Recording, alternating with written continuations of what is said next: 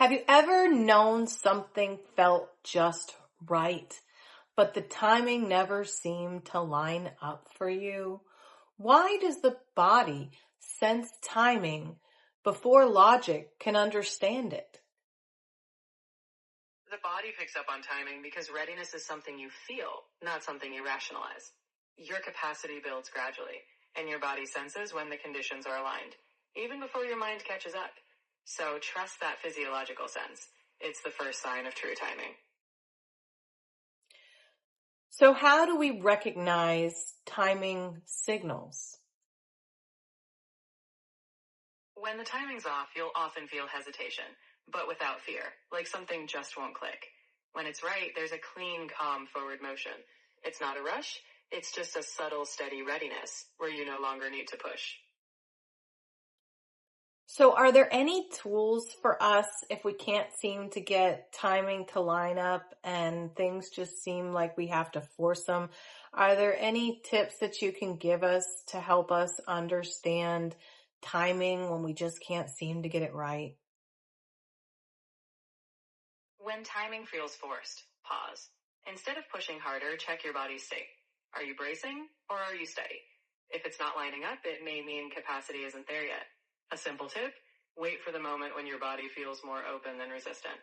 Timing emerges when your readiness and opportunity align, not when you force the clock. So, if logic is catching up to our body, our minds are kind of messing up the timeline because they're ahead of the body. Is there anything that we can do to make that gap smaller? To shrink that gap, practice noticing small body signals before the mind jumps in. When you feel a subtle contraction or expansion, pause and let it register. The more you attune to these subtle cues, the faster logic aligns. Over time, your mind will learn to trust those physical signals, making timing feel clearer faster.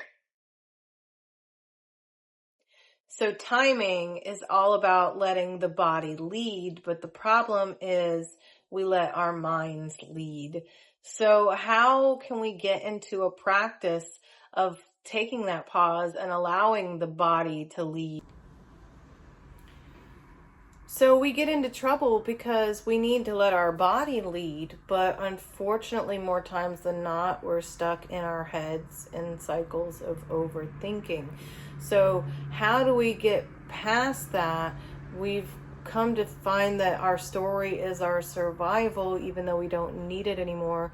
So how do we turn off our story so we can hear the signals our body is sending us? You don't have to fight the story. Just shift your attention. Instead of trying to turn off thoughts, anchor into sensation.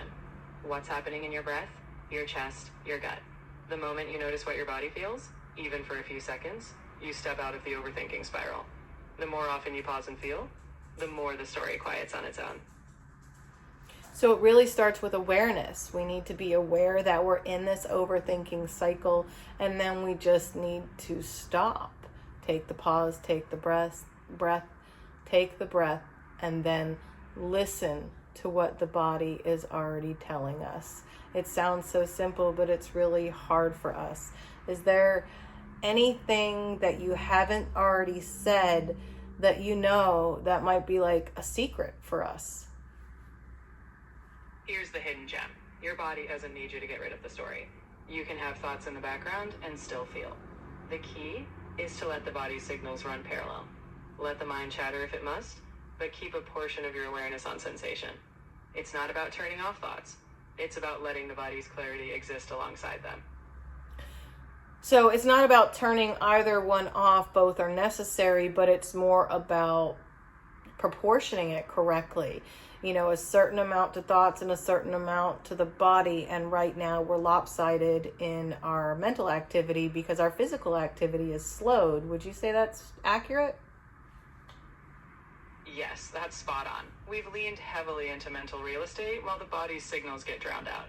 The goal isn't to silence the mind, just to give the body equal airtime. So proportion is key. Let both run, but let the body's voice be heard more often, so you're not stuck in a lopsided loop. So if you're interested in how the body actually reads signals from reality, that's what we're exploring in the Body as Oracle series. You can start with this week's episode, and I'll see you next time.